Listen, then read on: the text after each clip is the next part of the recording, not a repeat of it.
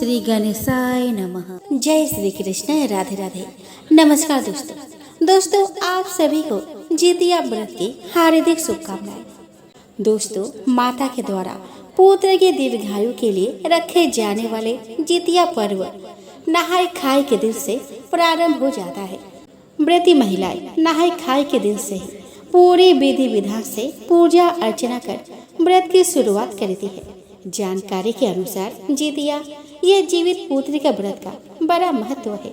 इस व्रत को माताएं अपनी संतान की लंबी आयु, उन्नति, सुखी और स्वस्थ जीवन के लिए रखती है। संतान के मंगल कामना के लिए जितिया व्रत में माताएं कठोर निर्जला व्रत रखती है, जिसकी शुरुआत नहाय खाए से होती है। तो दोस्तों, आज जितिया पर्व का नहाय खाए है और आज इस वीडियो में मैं आपको नहाय खाए से जुड़े कुछ खास नियम बताऊंगी। साथ ही इस वीडियो में मैं आपको सुनाऊंगी जितिया व्रत के नहाय खाए के दिन सुनी जाने वाली कुछ पावन कथाओं को।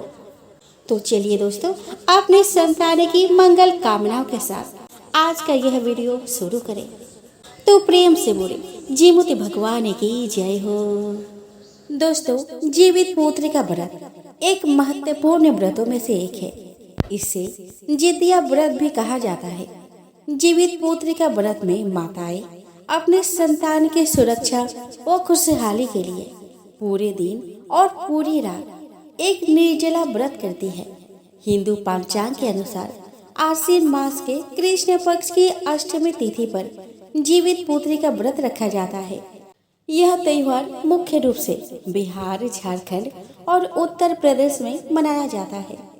दोस्तों, इस साल अष्टमी तिथि 24 सितंबर 2024 को दोपहर 12:38 पर प्रारंभ होगी और 25 सितंबर 2024 को दोपहर 12:10 पर समाप्त होगी।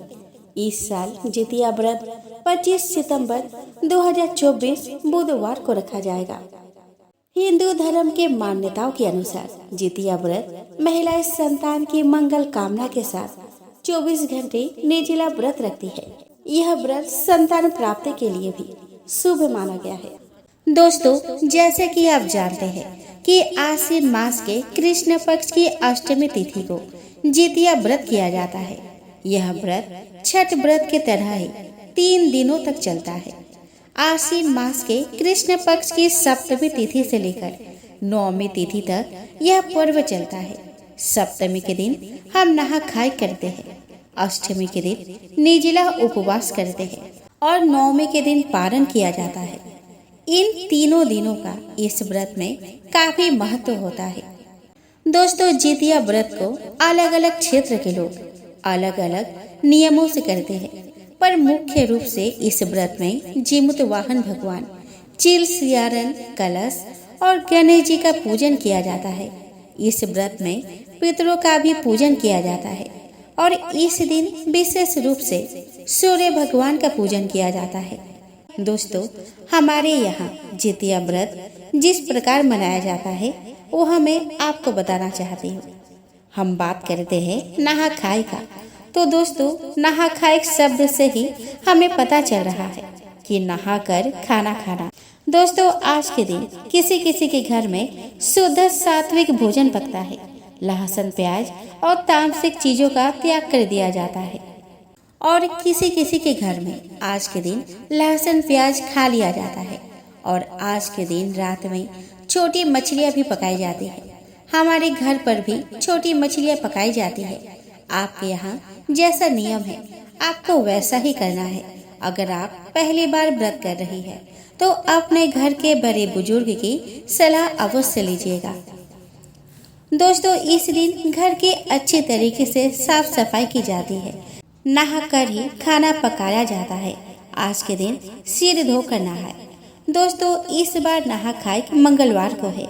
हालांकि सुहागिन महिलाएं और अविवाहित महिलाओं को मंगलवार के दिन बाल धोना नहीं चाहिए, पर पूजा पर्व के दौरान आप अपना बाल धो सकते हैं, इसमें कोई मनाही नहीं है। तो दोस्तों, मंगलवार को नहा खाए के दिन हमें सिर धोकर नहानी है।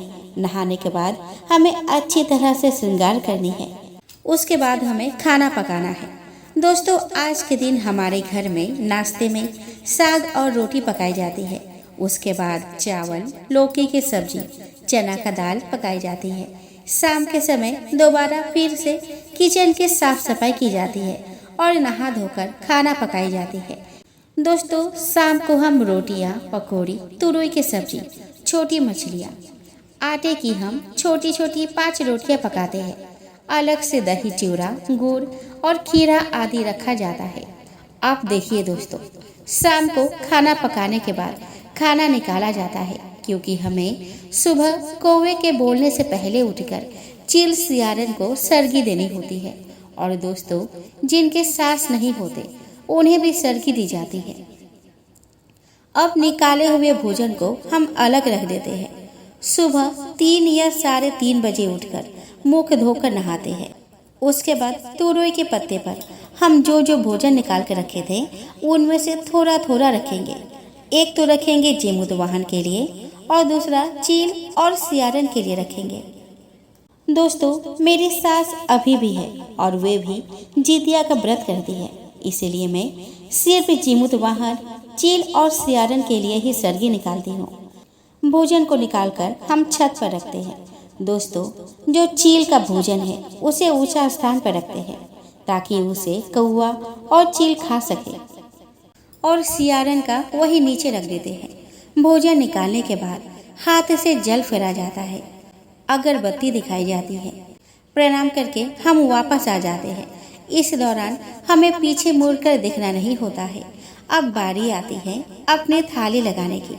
दोस्तों, इतनी सुबह तो खाना नहीं खाई जाती, पर हम हल्का सा दही और चूरा खाकर नियम कर लेते हैं और मुख को अच्छी तरह से साफ कर लेते हैं ताकि मुख में कहीं भी खाने का कर न रह जाए। अब शुरू होता है अष्टमी की निर्जला उपवास की। आइए दोस्तों, अब हम श्रवण करें नहाय खाई में सुनी जाने वाली पावन कथाओं को। दोस्तों, एक बार निम्न से आरण्य के निवासी ऋषियों ने संसार के कल्याण के लिए सूत जी से पूछा कि हे सूत जी, कराल कली काल में लोगों के बालक किस तरह दीर्घायु होंगे, सो कहिए। सूत जी बोले कि जब द्वापर का अंत और कलियुग का प्रारंभ था, उसी समय बहुत सी शोकाकुल स्त्रियों ने आपस में सलाह की कि क्या इस कली काल में माता के जीवित रहते पुत्र मर जाएंगे। जब वे आपस में कुछ निर्णय नहीं कर सकी, तब गौतम जी के पास पूछने के लिए गई। जब उनके पास पहुंची तो उस समय गौतम जी आनंद के साथ बैठे थे। उनके सामने जाकर उन्होंने मस्तक झुकाकर प्रणाम किया। तदंतर स्त्रियों ने पूछा कि हे प्रभु, इस कली युग में लोगों के पुत्र किस तरह जीवित रहेंगे, इसके लिए कोई व्रत या तप हो तो कृपा करके बताइए। इस तरह उनकी बात सुनकर गौतम जी बोले कि आपसे मैं वही बात कहूँगा जो मैंने पहले से सुन रखी है। गौतम जी ने कहा, जब महाभारत युद्ध का अंत हो गया और द्रोण पुत्र अश्वत्थामा के द्वारा अपने बेटों को मरा देकर सब पांडव बड़े दुखी हुए, तो पुत्र के शोक से व्याकुल होकर द्रौपदी अपने सखियों के साथ ब्राह्मण श्रेष्ठ धौम्य के पास गई और उसने धौम्य से कहा कि हे विपेंद्र, कौन सा उपाय करने से बच्चे दीर्घायु हो सकते हैं, कृपया करके ठीक ठाक कहिए। धौम्य बोले कि सत्य युग में सत्य वचन बोलने वाला, सत्य आचरण करने वाला समदर्शी जीमुत वाहन नामक एक राजा था। एक बार वह अपने स्त्री के साथ अपने ससुराल गया और वहीं रहने लगा। एक दिन आधी रात के समय पुत्र के शोक से व्याकुल होकर कोई स्त्री रोने लगी, क्योंकि वह अपने बेटे के दर्शन से निराश हो चुकी थी। उसका पुत्र मर चुका था। वह रोती हुई कहती थी कि हाय, मुझ बूढ़ी माता के सामने मेरा बेटा मरा जा रहा है।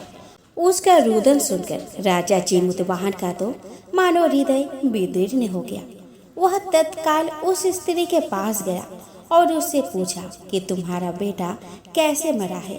उस बुढ़िया ने कहा कि एक गरुड़ प्रतिदिन आकर गांव के लड़कों को खा जाता है। इस पर दयालु राजा ने कहा कि माता, अब तुम रो मत, आनंद से बैठो, मैं तुम्हारे बच्चे को बचाने का यत्न करता हूँ। ऐसा कहकर राजा उस स्थान पर गया जहाँ गरुड़ आकर प्रतिदिन मांस खाया करता था। उसी समय गरुड़ भी उस पर टूट पड़ा और राजा के शरीर का मांस खाने लगा। जब अतिशय तेजस्वी गरुड़ ने राजा का 12 अंग खा लिया तो झटपट राजा ने अपना दाहिना अंग फेर कर गरुड़ के सामने कर दिया। यह देखकर गरुड़ जी ने कहा कि देवयोनि में तुम कौन हो? तुम मनुष्य तो नहीं जान पड़ते। अच्छा, अपना जन्म और कुल बताओ। पीड़ा से व्याकुल मन वाले राजा ने कहा कि हे पक्षीराज, इस तरह के प्रश्न करना व्यर्थ है। तुम अपनी इच्छा भर मेरा मांस खाओ। यह सुनकर गरुड़ रुक गए और बड़े आदर से राजा के जन्म और कुल की बात पूछने लगे। राजा ने कहा कि मेरी माता का नाम है सैबा और मेरे पिता का नाम शालिवाहन है। सूर्य वंश में मेरा जन्म हुआ है और जीमूतवाहन मेरा नाम है। राजा की दयालुता देखकर गरुड़ ने कहा कि हे महाभाग, तुम्हारे मन में जो अभिलाषा हो वह वर मांगो। राजा ने कहा कि हे पक्षीराज, यदि आप मुझे वर दे रहे हैं तो वर दीजिए कि आपने अब तक जिन प्राणियों को खाया है वह सब जीवित हो जाए।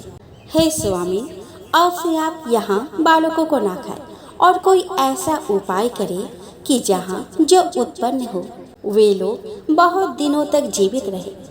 धौम्य ने कहा कि पक्षीराज गरुड़ राजा को वरदान देकर स्वयं अमृत के लिए नागलोक चले गए। वहां से अमृत लाकर उन्होंने उन मरे मनुष्य की हड्डियों पर बरसाया। ऐसा करने से सब लोग जीवित हो गए जिनको कि पहले गरुड़ ने खाया था। राजा के त्याग और गरुड़ की कृपा से वहां रहने वालों का बहुत कष्ट दूर हो गया। उस समय राजा के शरीर की शोभा दूनी हो गई थी। राजा की दयालुता देखकर गरुड़ ने फिर कहा कि मैं संसार के कल्याण के लिए एक और वरदान दूंगा। आज आश्विन कृष्ण सप्तमी से रहित शुभ अष्टमी तिथि है। आज ही तुमने यहाँ की प्रजा को जीवन दान दिया है। हे वत्स, अब से यह दिन ब्रह्म भाव हो गया है, जो मूर्ति भेद से विविध नामों से विख्यात है।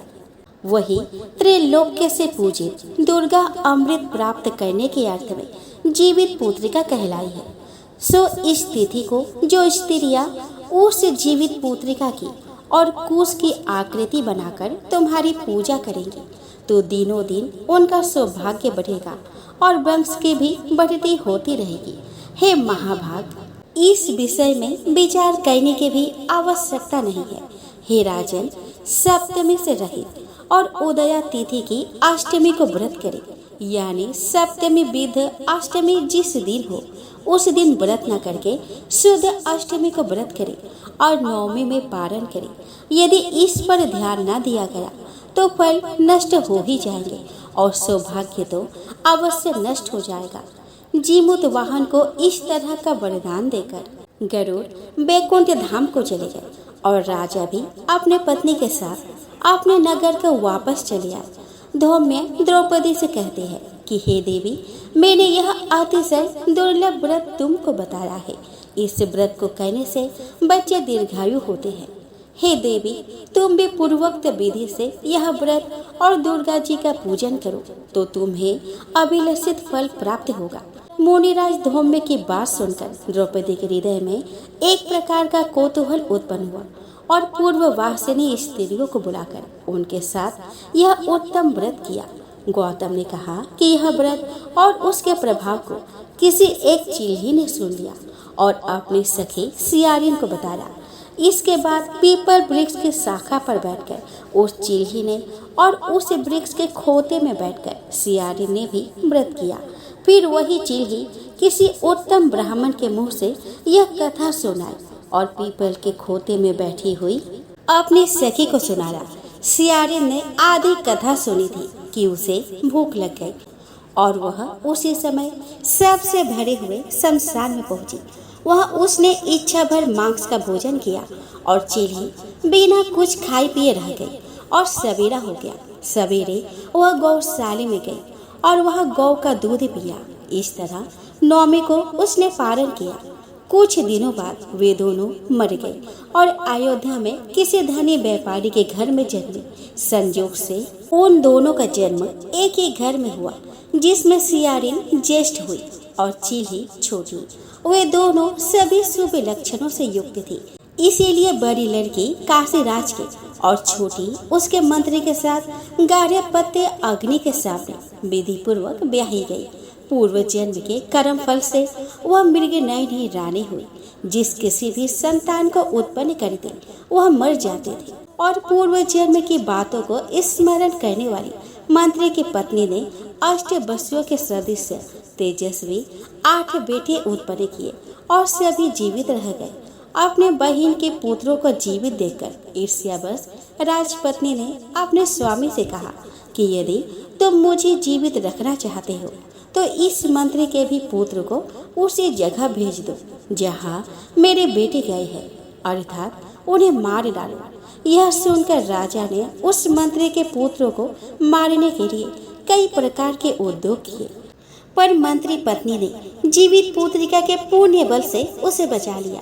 एक दिन राजा ने अपने आदमियों से उन पुत्रों का सिर कटवाकर पिटारी में रखवाया और वह पिटारी उनके माता के पास भेज दिया, किंतु वे 8 सिर बेशकीमती जवाहरत हो गए और भले चंगे वे 8 लड़के अपने माता के पास वापस चले गए। उनको जीवित देखकर राजपत्नी को बड़ा विस्मय हुआ। अंत में वह मंत्री की पत्नी के पास आई और उसने पूछा कि बहन, तुमने कौन सा ऐसा पुण्य किया है जिससे बार बार मारे जाने पर भी तुम्हारे बेटे नहीं मरते।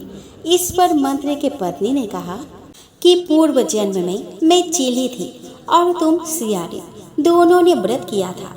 तुमने व्रत के नियमों का भली भांति पालन नहीं किया था और मैंने किया था।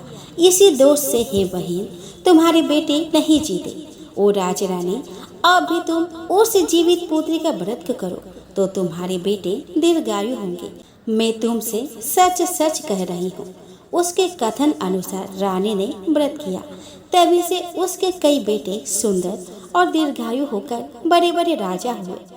सूति जी कहते हैं कि सब प्रकार का आनंद देने वाला मैंने यह दिव्य व्रत बतलाया है। स्त्रियां चिरंजीवी संतान चाहती हो तो विधि पूर्वक यह व्रत को करे।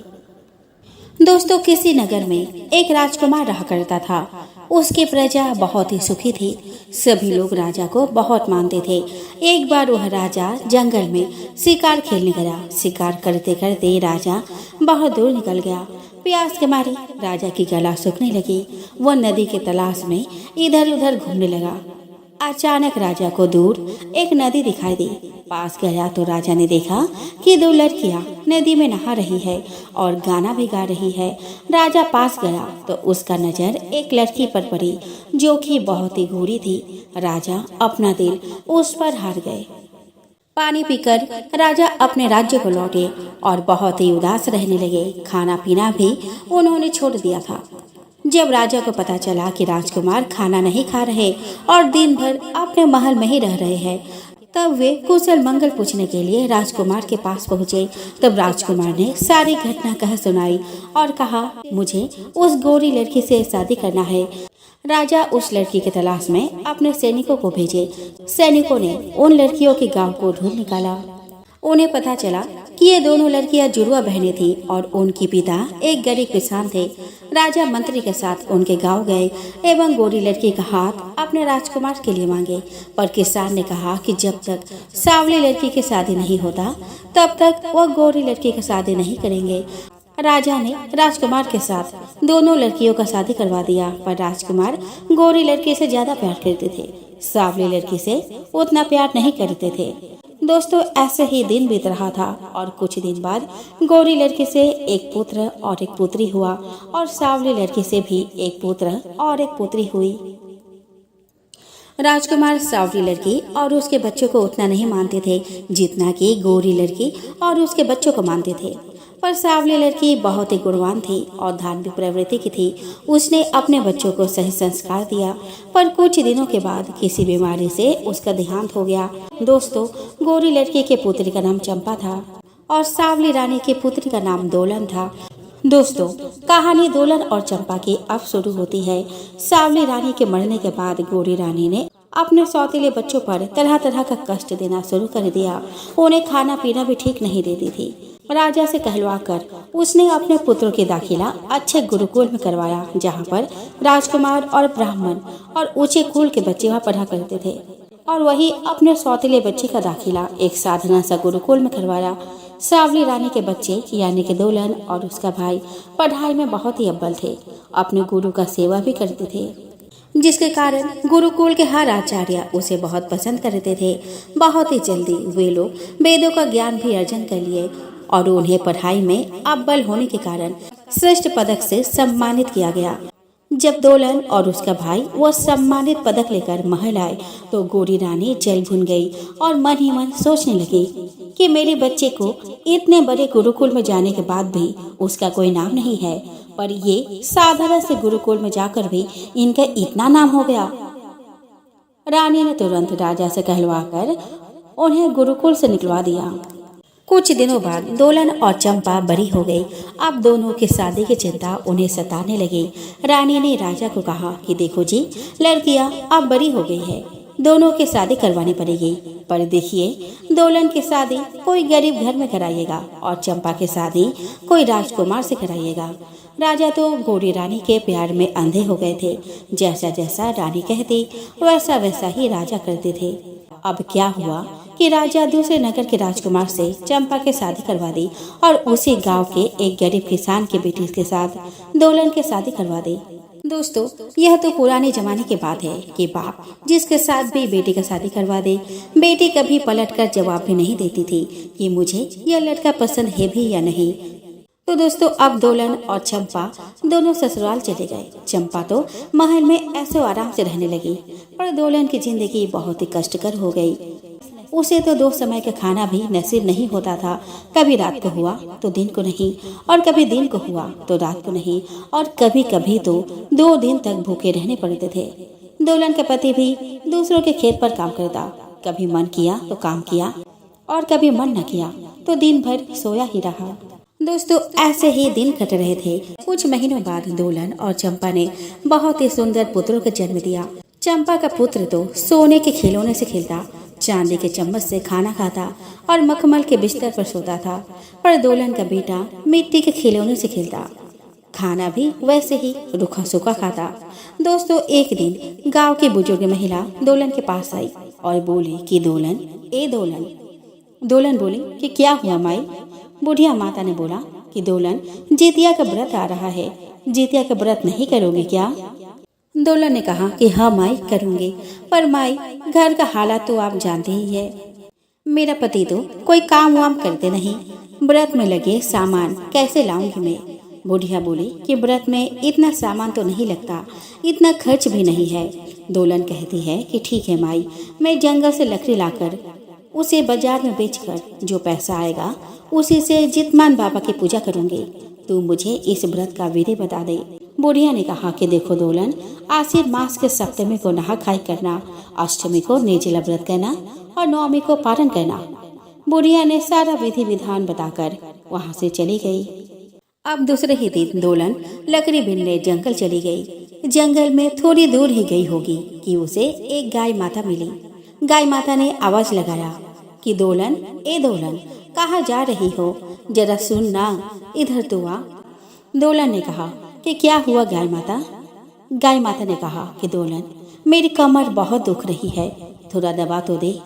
दोलन ने कहा कि हाँ गाय माता, ठहरो, मैं दबा देती हूँ। दोलन कमर दबा ही रही थी कि गैया माता ने एक सुंदर बछड़े को जन्म दे दिया। दोलन ने बछड़े को अपने आंचल से साफ किया और बछड़े को दूध पिलाई और गाय से विदा लेकर आगे बढ़ गई। कुछ आगे चलकर उसे एक और आवाज सुनाई दी, दोलन, ए दोलन, जरा इधर तो आ। दोलन बोली, कौन है? उधर से आवाज आती है कि मैं हूँ, जरा मुझे इस मकड़ी के जाला से निकाल तो दे, मैं इस जाली में फंस गया हूँ, तुम्हारी बहुत मेहरबानी होगी। दोलन ने देखा कि वहाँ एक नाग देवता मकड़ी के जाले में फंसे हुए हैं। दोलन ने कहा कि ठीक है नाग भैया, मैं आपको निकाल देती हूँ। दोलन उस सांप को मकड़ी के जाले से निकालकर आगे बढ़ जाती है। आगे बढ़ने पर उसे एक बुढ़िया मिलती है। बुढ़िया बहुत ही बीमार थी, सारे शरीर में घाव थे जिसमें से मवाद बह रहे थे। बुढ़िया ने कहा कि बेटी, जरा मेरे घाव को साफ तो कर दे और मेरे पैर दबा दे, बहुत दूर से आई हो, चलते चलते मेरे पैर में दर्द हो गए हैं, तू अगर दबा देगी तो बड़ी मेहरबानी होगी। दोलन ने उस बूढ़ी के घाव को साफ किया और पैर दबाकर बुढ़िया से विदा लेकर जंगल की तरफ चल दी। दोस्तों, उस दिन दोलन को जंगल से ढेर सारी लकड़ियां मिली। उसने सारी लकड़ियां इकट्ठा की, पर लकड़ियों को बांधने के लिए उसने रस्सी लाना भूल गई थी। अब उसे चिंता सताने लगी कि अब इन लकड़ियों को वो कैसे ले जाएगी। दोस्तों, दोलन यह सोच ही रही थी कि वहाँ वही नाग प्रकट हो गया जिसे दोलन ने मकड़ी के जाले से निकाली थी। नाग ने कहा कि दोलन, तुम चिंता मत करो, मैं हूँ ना, तुमने मुझे मकड़ी के जाले से निकाला, अब फर्ज बनता है कि मैं तुम्हारी मदद करूं। नाग ने लकड़ियों की गठरी को अपने कुंडली में बांध ली और उस गठरी को दोलन ने अपने माथे पर उठाकर घर की तरफ चल दी। रास्ते में उसे वही बुढ़िया मिली जो पूरी तरह से स्वस्थ थी। बुढ़िया ने कहा कि बेटी, तेरी सेवा से मैं बिल्कुल ठीक हो गई हूँ। ईश्वर तेरी भला करे, तेरी हर मनोकामना पूरी हो, तेरा घर धन धान्य से भरा रहे। बुढ़िया माई ने ढेर सारा आशीष देकर वहाँ से अंतर्ध्यान हो गई। दोलन थोड़ी आगे बढ़ी तो उसे वही गाय और बछड़ा दिखाई दिया। गाय ने कहा कि दोलन, मुझे भी अपने घर ले चलो, इस जंगल में मुझे और मेरे बछड़े को जंगली जानवरों से बहुत खतरा है। तुम्हारे घर पर रहूंगी तो मैं और मेरा बछड़ा दोनों सुरक्षित रहेंगे। दोलन ने कहा कि ठीक है गाय माता, चलो मेरे साथ। दोलन गाय और बछड़े को साथ लेकर घर आई, अपने माथे से लकड़ियों का बोझा उतारी। नाग देवता भी दोलन को आशीर्वाद देकर जंगल को चले गए। दोलन ने लकड़ियों को उठाकर घर के अंदर रख दी ताकि बारिश में ना भीग जाए और सोचा कि कल सुबह अपने पति को बाजार भेजकर उन लकड़ियों को बेच देगी और उन पैसों से व्रत के लिए आवश्यक पूजन सामग्री ले आएगी। दोस्तों, दोलन ने गाय को चारा लगाकर हाथ पैर धोने चली गई। आकर देखी तो गाय माता ने बाल्टी भर दूध दे रखी है। उस दिन वे लोग सूखी रोटी नहीं बल्कि दूध रोटी खाया। इतने दिनों के बाद उन्हें आज भरपेट खाना मिली है। उस दिन वे तीनों आराम से सोए। सुबह हुई तो दोलन ने पति से कहा कि सुनिए जी, कमरे में जो लकड़ी रखी है उसे बेच कर आओ और उससे जो पैसा मिलेगा उससे पूजा के सामान ले आओ। दोस्तों, जैसे ही दोलन के पति लकड़ी निकालने जाता है वो देखता है कि सारी लकड़ियां सोने की हो गई है और गाय भी सोने का गोबर कर रही है। वे लोग आश्चर्यचकित हो गए। दोलन समझ गई कि यह सब जितमान बाबा का ही आशीर्वाद है जो ये गाय, नाग देवता और बुढ़िया माँ के रूप में उन्हें दर्शन दिए हैं। दोस्तों, दोलन अब अमीर हो गई। वे अब महल में रहने लगी। नौकर चाकर से घर भर गया। दोलन का बेटा भी अब स्वर्ण के खिलौने से खेलने लगा, मखमल के बिछौने में सोने लगा। दोलन ने पूरी विधि विधान से जितिया का व्रत करने लगे। दोस्तों, उनके घर से अब कोई भी भिक्षु, साधु, संत खाली हाथ नहीं जाता था। वे लोग दिल खोलकर दान दिया करते थे। चारों बगल उनका नाम होने लगा। तो एक दिन क्या हुआ कि यह खबर राजा तक पहुंची कि आपके बेटी दोलन और उसका पति बहुत ही दानवीर है। जो भी उनके पास जाता है वह खाली हाथ नहीं आता। यह सुनकर दोलन के सौतेली माँ ने सोचा कि मैंने तो इसकी शादी एक गरीब घर में करवाई थी, फिर इतना धन इनके पास कैसे आया। उन लोगों से रहा ना गया और चले गए दोलन को देखने। उन्होंने देखा कि उनका महल तो वाकई बहुत ही बड़ा है, हजारों नौकर चाकर है। दोलन ने अपने माता पिता का आदर सत्कार किया, उन्हें भोजन करवाया। राजा ने कहा कि बेटा दोलन, मुझे माफ कर दो, मैं इतना दिन तुम्हें देखने भी नहीं आया। तुम्हें जानबूझकर गरीब के घर शादी करवाया ताकि तुम्हें जिंदगी भर कष्ट हो। मैं बहुत पापी हूँ। इतना कुछ करने के बाद भी तुमने हमारा इतना आदर सत्कार किया। भगवान तुम्हारा भला करे। दोलन ने कहा कि पिताजी, मुझे इस बात के कोई दुख नहीं है। जिसके नसीब में जो होता है वो उसको मिलता ही है। आप दुखी मत होइए। पर सौतेली माँ तो पूरी जल भुन गई। उससे रहा न गया और वह पूछ लिया कि दोलन, पर यह चमत्कार हुआ कैसे। दोलन बहुत ही भूली थी, इसलिए वह सारा हाल कह सुनाई कि कैसे उसने जितिया का व्रत किया और जंगल की सारी घटना कह सुनाई। रानी ने राजा से कहा कि सुनिए जी, चलिए चंपा के घर भी घूम कर आते हैं। रानी चंपा के महल जाती है और दोलन के अमीर बनने की सारी कहानी बताती है और कहती है कि तुम भी जितिया व्रत करने का संकल्प करके लकड़ी लाने जंगल जाना। जंगल से लकड़ी चुनकर बेचकर उस पैसे से जितिया का व्रत करना। देखना तुम्हारा धन 2 गुना से 4 गुना हो जाएगा। बस और क्या था। माँ के कहे अनुसार चंपा घर में सब कुछ होते हुए भी चल दी जंगल में लकड़ी चुनने। थोड़ी आगे जाने पर उसे वो गाय मिली। उसने कहा कि चंपा, ओ चंपा, कहाँ जा रही हो? चंपा कहती है कि कहीं भी जाऊं, तुमसे क्या? गाय कहती है, चंपा देखो ना, मुझे प्रसव पीड़ा हो रही है, जरा मेरी कमर तो दबा दो। चंपा कहती है कि जब तक मैं तेरी कमर दबाऊंगी तब तक मैं कितनी दूर न चली जाऊंगी। इतना कहकर मुंह टेढ़ी करके चंपा आगे बढ़ जाती है। आगे उसे वही नाग मिला जो कि मकड़ी के जाले में फंसा हुआ था। उसने कहा कि चंपा, ओ चंपा, जरा मुझे इस मकड़ी के जाले से निकाल तो देना। चंपा बोली कि नहीं बाबा, अगर मैं तुम्हें निकालने गई और तुम मुझे डस लो तो मैं तो मर जाऊंगी ना। ना भाई ना, मैं तुम्हें नहीं निकालूंगी। इतना कहकर वह आगे चली जाती है। आगे उसे वही बुढ़िया मिलती है। बुढ़िया माई कहती है कि चंपा, ए चंपा, जरा इधर सुन, थोड़ी मेरी पैर दबा दे और मेरे घाव को साफ कर दे। मैं बहुत दूर से चल कर आई हूँ। चंपा कहती है कि छी, मैं तुम्हारी घाव साफ नहीं करूंगी और मैं तुम्हारे पैर क्यों दबाऊं? मैं भी तो इतनी दूर से चल कर आ रही हूँ और मेरे पास इतना समय भी नहीं है। इतना कहकर वह आगे बढ़ जाती है। दोस्तों, चंपा को उस दिन जंगल में लकड़ी भी नहीं मिली। 2-4 पतली पुतली लकड़ियां ही मिली। उसने उसको चुना और उसकी गठरी बनाई। तभी उसे वह नाग देवता दिखाई दिए। चंपा ने कहा, ए नाग देवता, आओ, मेरी लकड़ियों को अपने कुंडली में बांधकर बोझा को उठा दो। नाग देवता बोले कि जा रही चंपा, जा, 2-3 लकड़ियां तुझसे नहीं उठ रही है, खुद उठाओ और जाओ, मुझे अपना काम करने दो। चंपा उन लकड़ियों को उठाकर बड़बड़ाते हुए आगे बढ़ी। सामने वह बूढ़ी माई मिली। चंपा बूढ़ी माई से कहती है कि ये बूढ़ी माई, मुझे आशीर्वाद दो ताकि मेरा ये लकड़ियाँ सोने की हो जाए। बुढ़िया माई बिना कुछ बोले वहाँ से निकल गई। आगे वह गाय माता मिली। चंपा बोली कि ए गाय माता, चलो मेरे साथ। गाय माता बोली कि चंपा, मैं तुम्हारे साथ क्यों जाऊँ? तूने तो मेरी कमर भी नहीं दबाई। मैं तुम्हारे साथ नहीं जाऊंगी, तुम जाओ अकेले, मैं यही खुश हूँ।